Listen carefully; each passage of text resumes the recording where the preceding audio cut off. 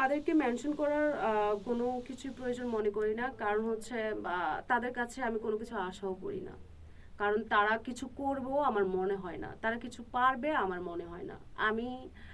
আমার কাছে তারা পুরাই ব্যর্থ, আর তারা কিছু করতে পারবে না, তাদের দিয়ে দেশের কিছু হবেও না। তাদের কাছে চাওয়া পাওয়া কি? তারা কে? তারা হুট করে এসে উড়ে এসে জুড়ে বসছে, রাইট?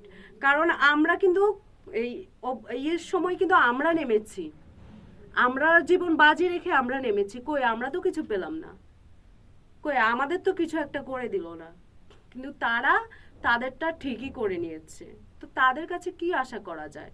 এটাই তো হচ্ছে ওই যে মাথায় লবণ রেখে বড়ই খাওয়ার মতো হয়ে গেছে। তাদের কাছে আমি কোনো কিছু আশা করি না। আমি চাই একটা দল আসুক, সেটা বিএনপি হোক আর আওয়ামী লীগ হোক। এই দুইটা দল হচ্ছে মানে শক্তিশালী দল রাজনৈতিকভাবে। আমি এই দুইটা দলকে সাপোর্ট করি, দুইটা যে কোনো দল আসুক, আমার কোনো সমস্যা নেই, আমার জন্য ভালো।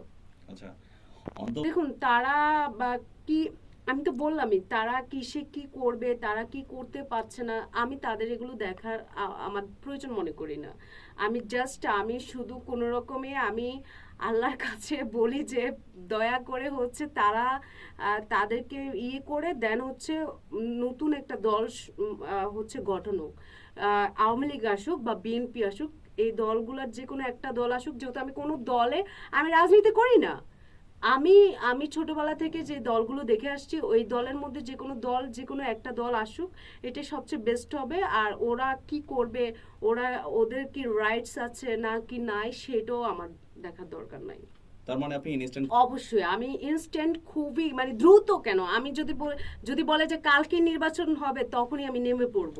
কারণ আমি চাই বাংলাদেশে খুব দ্রুত একটা নির্বাচন হোক, খুব দ্রুত বিএনপি বা আওয়ামী লীগ যে কোনো একটা দল চলে আসুক।